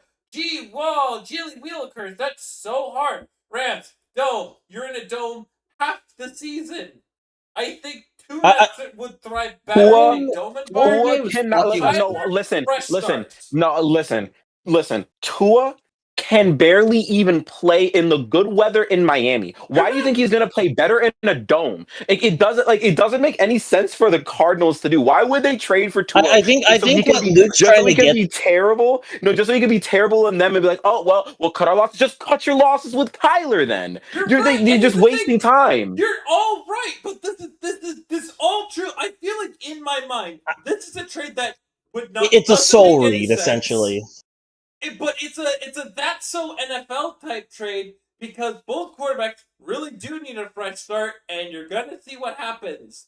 Does this trade win for anybody? No, it doesn't. Should they just both release them? Yes, you're absolutely right. But it's because I don't think they'll release them. NFL. Because it's the NFL. That's why. I get the point. I don't think the Cardinals GM is stupid enough to make a trade like that. Yes, he The Dolphins, is. Yes, the he Dolphins is. GM absolutely no, he's not. I don't think the Cardinals Maybe GM is stupid enough to no, make that the trade. Dolphins- The Cardinals have Dolphins been dog GM, shit for the Dolphins GM years. absolutely. This is The exactly Dolphins GM what absolutely. they do. You were talking about a civilized Oh, conversation. I mean, but look at this coaching staff. I've been watching the Cardinals, and I've been very well paying attention to what they have done. They are the ones that have hired fucking Cliff Kingsbury. They extended him after one playoff appearance, and then fired him the following year. If I may cut it, an organization that would do this type of shit, man. if I may, sorry, I didn't mean to interrupt. I think what I'm getting at is I think at the end of the day, I think it ultimately comes down to the fact that the NFL is crazy and shit like that could happen. I just wanted to say this conversation was a hell of a lot more entertaining than whatever the fuck Cardinals Bucks is. Baker Mayfield is doing nothing and he's winning football games. We do not need to discuss Cardinals Buccaneers any further. All agree and say aye. I But yeah. Anywho, we'll continue the saga of will QB trade or wipe swap, whatever the NFL version of wipe swap happen with quarterbacks. Honestly, we'll see in the future. 25% of it happening. 10 to 25. But yeah. I think there's some blood in the water for it to happen. I don't think it's enough. It's something that my autistic brain is piling. That's fair. Well, I'm saving Rams Panthers because that's a big game. So that means next up, Chris and Ren, I'm giving this floor to you guys. Take the floor and run with it. What do I need to say? Is there anything? I mean, is there really anything to say about the Falcons? Is there anything to say about the Falcons and the Jets? Like they lost. I feel like there's not much to say. There's not much to say. You're trying to put two monkeys in a cage and go like, oh, wait, talk about it. No, they lost. That is true. Hey, that is again, true. Taegan, they lost 5 in a row, starting with the Niners and getting blown out by Miami. What you really honestly God expected me to actually think? Yeah, they could do something. No. Like, I mean, it's just a bunch of talking points that we've said throughout the entire year. This is the worst coach team in the league. They're one of the worst third down teams in the league. They have the worst special teams unit in the league. So I don't know what else to say. Kirk Cousins, he was okay. No Drake London hurts because legitimately this receiving core without him is just. You know what? Actually, I do have something. Darnell Mooney, I bet you better start doing your job. He's not going to do it. His stupid ass is getting cut this offseason, along with MAGA Kirk Cousins. This team is. It's frustrating. It's frustrating. Hey, David Stills is getting. David Stills has 2 touchdowns. You better start doing your job. I don't care. Don't talk to me about David Stills. I don't care about him. Where's Nick Nash? This man led all of FBS in receiving yards, touchdowns, and receptions, and he's not getting any playing time. Can we play him at like once, maybe ever? Because this receiving core is dog shit without Drake London. And guess who's not going to be playing for the Falcons this coming Sunday? Drake London. So it's going to be another. Oh, and they're facing Seattle. They're going to get assassinated. This team is cooked. I mean, they were already cooked, but now they're super cooked. They're going to get murdered by Seattle, and then they're going to get murdered by the Bucks. Well, not murdered. The Bucks game will be close. But, this team sucks ass. I don't know what else I need to say. This team sucks ass. I bet you. Raheem Morris sucks super. Raheem Morris sucks ass. Not much. Zach Robinson sucks ass. Shout outs to this rookie class. That's all I can say about the Falcons. Is Kyle Pitts going to get The re-signed? team, listen, the season doesn't matter because you have no draft pick, so it's like whatever happens. I mean, well, doesn't matter. I guess I can start ranting because I don't know when I'm going to be on this podcast again. So, like, where do I even begin with this dumbass team? So, first of all, Kyle Pitts plays like. First of all, Kyle Pitts is 6'6" for no reason. I've never seen a 6'6". I've never seen a 6'6" player play like he's 5'9". I bet you better start play like he's job. 5'8". Like, you are bigger than like almost everybody on the field, and you play the smallest football I've ever seen out of a tight end. This man stays getting bullied at the catch point. What did we draft you for? To do the exact opposite. Why are you like this? I mean, he can pass block. Good for him. Fuck Arthur Smith. I bet you better start doing your job. It's really bad. Like everything about this team is just gone to shit. No first round pick this year, but I'm not really too mad about the first because James Pierce looks like James Pierce and Xavier Watts look like they're worth it. They look like they're going to be core pieces for the defense for the future. But like, what the fuck does this team do in the offseason? They have to clean house. They have to. Because if they don't, who's going to want to come here though? Who's going to want to be like, see this roster and go, yeah. But there's something there. There's something. Falcons always see in my world our team. The problem at the QB position, man. Because Kurt's staying. No, he's not. They're cutting his ass. This was like before they hired Dan Quinn as their coach. And I want the Falcons to finish strong, so that way the Rams don't have the ammo to get it. Because that's my nightmare. Get a quarterback. I'm just saying, Falcons or no. Yeah, we're friendship has ended. Well, Luke, I'm sorry to tell you. QB with your picks if they move up with the trade picks, or if they top trade five. This top It's 5 gross. right there. It's really gross. The quarterback situation's bad. I think they are gonna cut Kirk Cousins. There's no reason to keep him around. We know who he is. We know what he's gonna do. They're gonna cut him. Right side. And who do we sign then? It's easier to Okay. Literally anyone else. Legitimately anyone else. Daniel Okay, Jones. Right. Okay. Question. I will say something for Kirk Cousins being cut. His contract's not fully guaranteed for next year, so yes, you can comfortably. Exactly. You can cut him this offseason. It was really a 2-year deal. Yeah. Oh, okay. I just want to say, God forbid Kirk Cousins gets hurt. Obviously, I don't want. What if Desmond Ridder comes back to Atlanta? I can't say that on stream because I don't know if this monetized or not, so I would not be very happy. Nigga, no, they don't have fucking money. Just don't power rankings rule. Power ranking rules. Just go by that. Dang. Glad I don't know what that rule is because I've said bad shit. I would keep myself safe. That's all I would say if Desmond Ridder comes back. I don't want to see that man in Atlanta ever again. No, but Chris, you can get your DoorDash. Think of the DoorDash. I'm gonna mute you before you piss me off. Like, I don't want to see Desmond Ridder anywhere near my football team ever again. What about playing against? When I say literally anyone else except for him.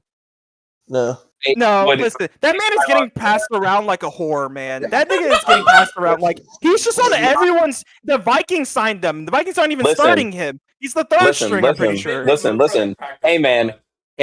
Trey Lance 2026. Y'all don't know about that. Y'all won't talk about it. Trey Lance 2026. He's gonna lead this team to the playoffs. Like y'all ain't ready for that. Y'all ain't ready for that. But all jokes aside, the team has a lot of things to do this offseason. Arthur Blank, if you're listening, I know you're not listening, but if you're listening, on my life, if you if you keep Raheem Morris and this dumbass coaching staff, this dumbass GM, and this dumbass team president around for next year, I'm putting my fandom on. I'm putting my fandom on pause because you are not serious about winning football games if you do that. You are not serious about winning in general if you do that. You know how old he is? Don't say on your life, bro. This his is life may be gone, bro. this is legit. He has created a losing trash ass culture around this team that needs to be fixed. He hired a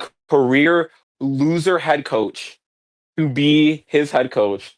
He has a career loser president as the team's president, and he has a career loser GM as the GM for this team. He needs to clean house. This team needs to clean house. They need to absolve everything So, Chris, from that do you use that bleach Super Bowl. or pine sol to clean?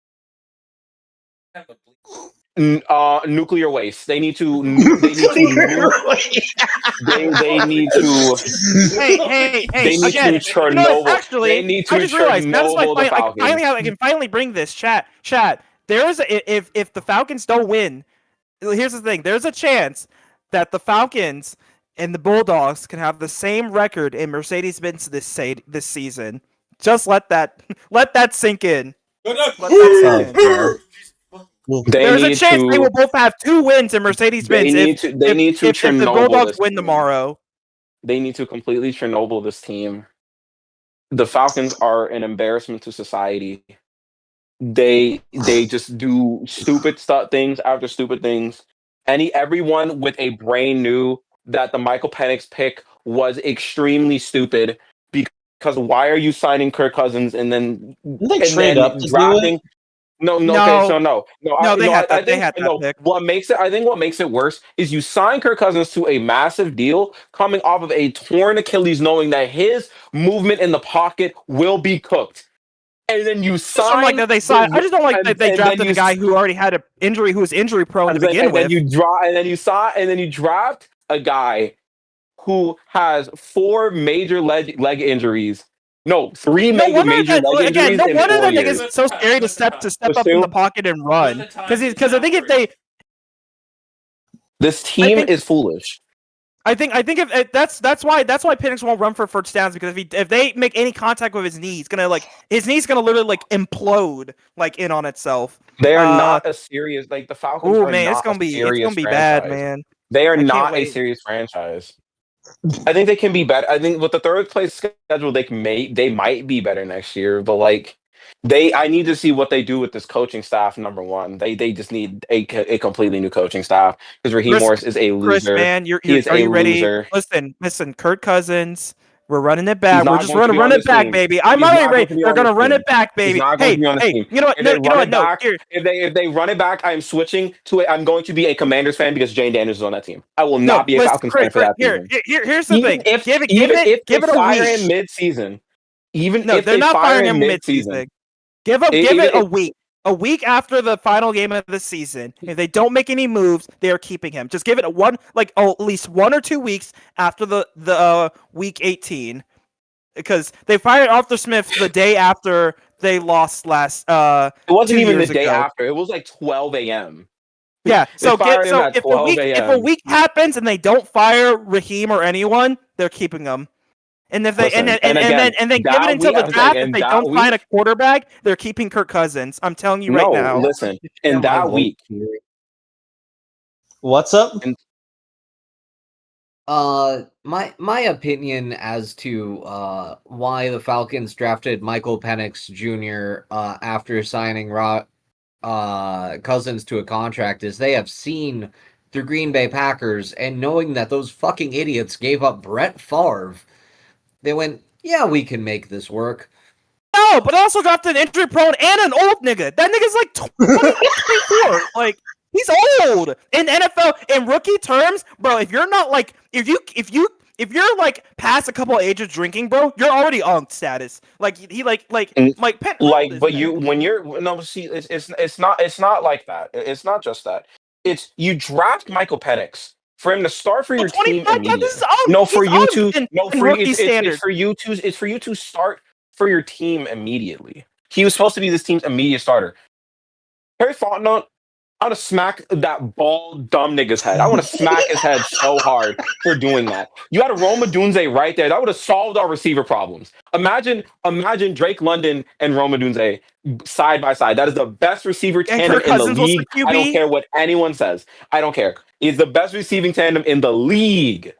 They were unserious in the entire 2024 offseason. They were just doing completely unserious football. I just really, they really better get rid of this coaching staff, because if they don't get rid of this coaching staff, I will be a Commanders fan for the 2026 2027 season. I don't care if they fire Raheem Morris mid-season. You are not serious about winning football if you do that. If you're not They're serious not. about winning They're football, gonna be bad. if you're They're gonna be not serious about bad. winning football, what is your purpose? Literally, They're what is not your gonna be.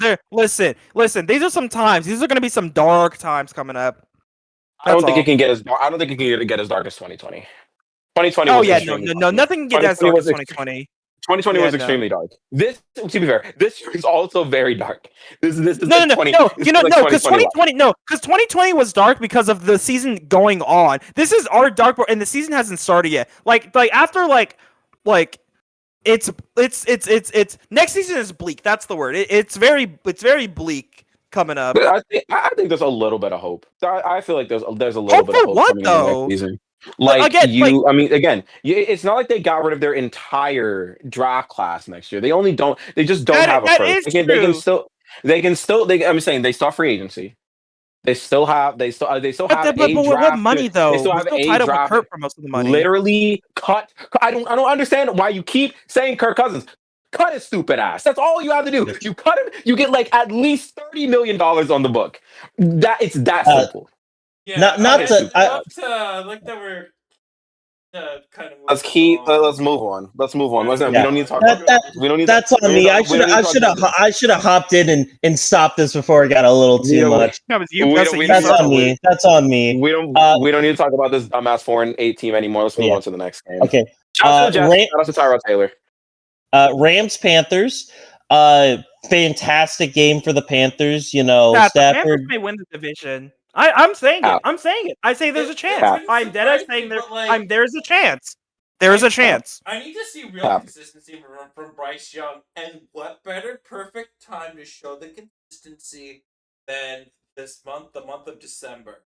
If this is the time where it's for Bryce Young, it's put up or shut up, and I want him to see him put up great numbers and finish the season strong. This is probably exactly like if you were to tell a Panthers fan that you're going to be 6-5. They're 7-6 right now. 7-6. Yeah, they were 6-6 going into Oh, the my Rams apologies, game, my so they're apologies. 7-6. That they're 7-6 going into the month of December. I would be surprised if fans are just they're starting the parade, man. Like I would not have even thought their season's gone this. Wait, who's on? Are the Panthers on a bye? The Panthers are on a bye. That's what it is. Yep. Okay. It is. And They got a bye week. They got a week to really work stuff out, make some fun adjustments. Bryce Young. Although the Bucks are playing the Saints though. Bryce Young, my dude, my bro, what's up, man? I want you to see him put up some. Oh fuck, the Bucks! really The great Bucks have numbers. three straight divisional games. Oh, dude, Bucks Panthers to end the season. That may be for the division. Ooh, It probably spicy. will. It won't. It won't. I can guarantee you it won't. No, again, going I'm to holding say faith with how the Panthers did. Listen, I know it's one game, but still, hey man, that's a statement. That is a statement win. That is. It is a I think fraudulent. It whoever is wins- a fraudulent win. It is not a statement. It is it's encouraging for sure. It is a fraudulent as hell win. It took. Oh, I don't know, Yeah, man. What's the win? A win again. I will bro. give you the fraudulent win my for God. the Panthers was against the Packers. I'll give you No, that. I'll give you that. If you you're beat trying them, to tell you me score that a more than 30 game points on one of the best teams in football, you're doing something 20 right. it was 24. 24 because one of those was a pick six. Okay. And then he throws a tipped pick, and then he throws a tipped pick in the red zone. I'm not acknowledging this game. I won't. The Rams are not going. Matthew Stafford will not play this bad again this season. I And guarantee you he won't. And you were right. And you're right, Yeah. but Absolutely hey, right. Yeah. But hey, this hey, is- a win is a win. Mhm. You This is a listen, good win. right down This through is a three good I will tutties, man. I will just say this to cap this off. Panthers for Panthers and Rams. Even if this win is fraudulent or not for the Rams, to finish out the season, you have two divisional matchups against the Buccaneers, and the Buccaneers don't necessarily have the easiest schedule. I do think there's a good possibility that that Week 18 is for the division. But moving on to the afternoon slate of games. I'll just quickly glance over Chargers Raiders and be like, yeah. That game. We saw Trey Lance took meaningful snaps in 2025, and that's a crime. They killed Brock Justin Bowers Herbert. is good. Brock They Bowers killed is Justin good. Herbert. True. They killed Justin Herbert. The Raiders wasted their previous 2 first-round picks on luxury goods. They need to blow it up. Pete Carroll ain't it. There's a reason Seattle moved off of him when they did. Yeah. Well, after that, Bills Steelers. There's not again another game where not much really happened, where both teams looked flat as hell. Meanwhile, the Bills scored 26 somehow. Can't believe they booed Josh Allen seems like a very weak quarterback this year compared to his other years, and the Steelers tradition. Well, Luke, I will give you the floor for Vikings Seahawks. All right. Now, I really gotta say the Vikings. See, I like that guy. I like his blitz packages, but then Seattle figured it out, and what did they do? They ran the ball. What a sight to behold of them just realizing running the ball. I like what they did. There's kind of a little bit of a mix thing. There's the side of they played it a little too safe for my books. There's some points where, and there's a good phrase of taking the points, but like I would like for them on some of those times to where they go for it on 4th down at right, like you go for 4th down at least once. The good news is that when they finally did go for it on 4th down, the drive resulted in a touchdown. Nice. Let's get them to build off of it. The Vikings front 7 is just utterly terrifying, and that's all the Vikings really have. They were, and it's something that I've said since week 1. If you shut down JSN, you're going to shut down this one. That's simply, and guess what? They shut down JSN. Throw the ball to shut down this Shaheed. offense. So that's kind of what happened. Max Brosmer did what I would expect an undrafted rookie quarterback would do, and that is piss his pants and shit the bed. Yeah, this was expected. What were you expecting the guy to do on the road? You are the 3rd string quarterback. You're mostly spent time in the practice squad running scout team. I don't think you know very much of the playbook or shown much of the playbook to begin with. And the play of throw to Justin Jefferson doesn't really work so well if he doesn't have the chemistry built within. Like, one of the things that I would wonder if you ever got like a really good like any quarterback really, is to ask how long does it take to build really solid chemistry with a wide receiver? That's the one question I would ask, because kind of getting a little pretty details of what it is in the or just even college scene really. Yeah, good win for it's a win for Seattle. I would have loved to see 50 points, but sometimes you can't have 50 points scored. One of the things that's encouraging to see is Mike Lakes does do well enough in making second half adjustments. So I'm really curious to see what adjustments he makes versus the they play and the Niners later on in the season. that has my curiosity kind of peaked. They play the Falcons this week. Just About to ask, you guys are cooking hold us. on, hold on. Let's hold There's on no Drake here. London this week. I know, very rare at this London, but Seattle has really struggled in past weeks of it's like the finish him in Mortal Kombat, and they don't do it. They still win by multiple scores, but it's like when you're at the stage where it's like, all right, let's put this game in a nice little bow and throw the backups in. They haven't done that yet in a while. Most recent was the Commanders. Commanders game, perfect, great. You can do that. Now I want to see that again. I want to see that again. Like, I keep going back to the Cardinals to where they really could have put them away in the third quarter. They put them away in the fourth with 2 minutes left, and they finally realized just run the ball. Versus the Titans, they kind of went off the brakes a lot to where they almost recovered the onside kick and had the ball left and got the ball. Imagine if they scored a touchdown, they could have won the game. So things are getting back to getting a little too close for my taste here. They got it. I want them to finish them. When you see the Mortal Kombat, finish them. Please finish them and don't do whatever they normally do and keep them in the game for 2. That's the one concern I have. Other than that, it should be business. And Texas, I won't see Penix and Washington Huskies. Really liked having Penix. I miss those good moments in college football, and I'm sad to see him injured. Sad, but it should be another game on the Sunday. Go 1-0. Don't take your opponents lightly, because the minute you start sleeping on your opponents, the minute they can, yeah. And there's been I don't know when it's gonna come, but it really feels like this is one of those teams that might beat Seattle.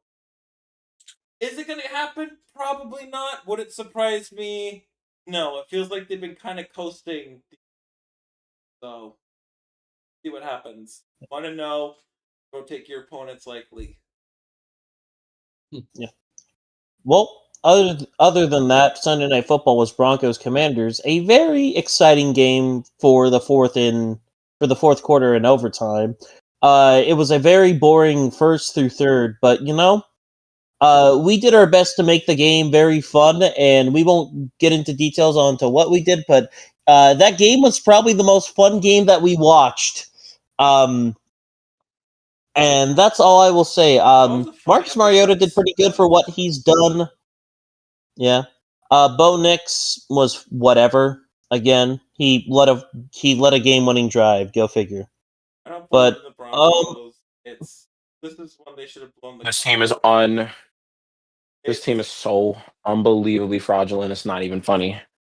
Oh my goodness. Well, it feels like it's of how bad the rest of the AFC is. It feels like they could go in a deep run and be like, "Yeah, we're not fraudulent," and then we look at the opponents that they play and we're just gonna roll our eyes and just walk away. It's not even worth arguing. Yeah. Literally, I've said this before, and I'll say it again. Whoever wins the AFC is going to get fed to whoever wins the NFC.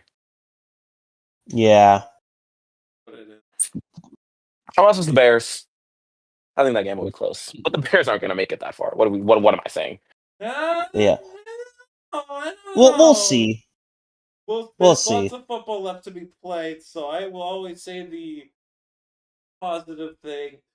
We just let you sit back and enjoy the rest of the football. Hey? Alright! Yeah. Well, last game, Giants Patriots. Again, nothing to note other than I almost lost a run in fantasy because of this game. I am very glad I didn't. Drake May still continues to look good, and Jackson Dart needs to stop killing himself. Agreed. But that boy Jack. Listen, I just got back from brushing my teeth. That boy Jackson Dart, man. When I need his brain, man. Please stop. That diving. Listen, that nigga got lit up to go out of bounds, bro. And man, football. He plays football the old school way, just real gritty, man. CTE, never heard of her. That's how he plays. Yes, he That's how he has. plays the game. Yes, he has actually. You don't have to play like Camp Scattergood, Jackson Dart. Please don't.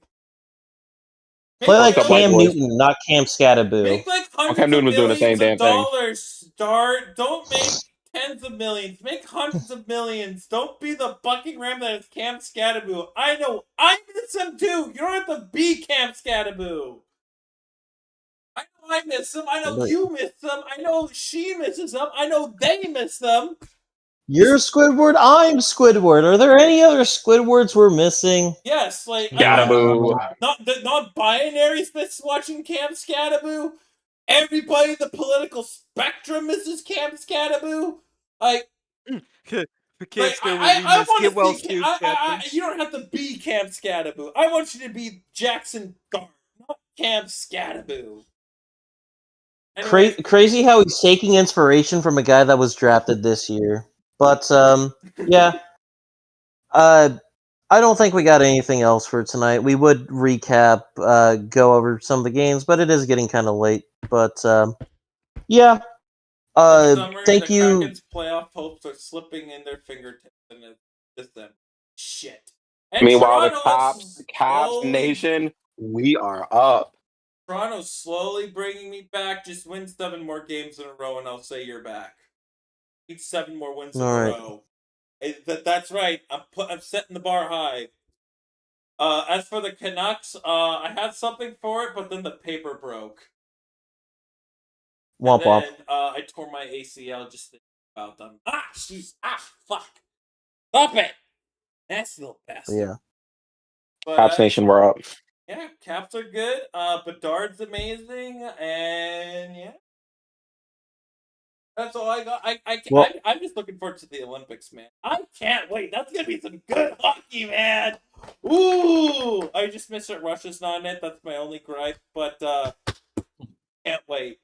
Can't wait for World Juniors is soon too. Dang it, but Russia's still not in it. All right. Well, good night, chat.